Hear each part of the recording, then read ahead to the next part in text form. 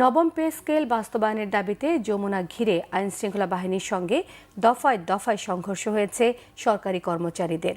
শুক্রবার বন্ধের দিন সকালে রাজধানীর শাহবাগ থেকে তাদের মিছিলটি প্রধান উপদেষ্টা বাসভবনের সামনে গেলে বাধা দেয় আইনশৃঙ্খলা রক্ষাকারী বাহিনী।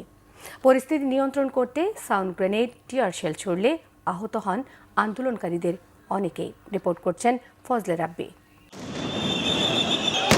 মুহুর্মুহুর সাউন্ড গ্রেনেড আর টিয়ার শেলে রীতিমতো রণক্ষেত্র প্রধান উপদেষ্টার বাসভবন, যমুনা ও এর আশপাশ এলাকা।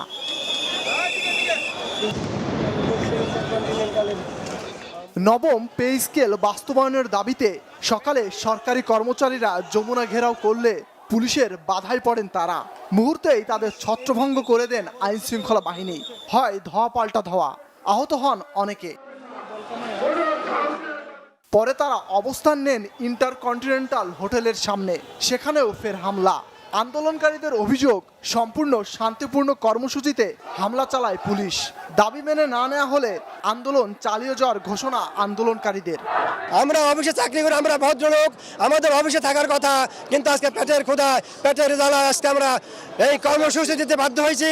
আমরা দেশের রাষ্ট্রের চাকা সচল রাখি, আমাদের কাজ শান্তিপূর্ণভাবে, আমরা ন্যায়সঙ্গত দাবি নিয়ে আসছি, কিন্তু আমাদের গায়ে কেন গুলি? আমরাও সরকারি কর্মচারী, পুলিশ সেনাবাহিনীও সরকারি কর্মচারী।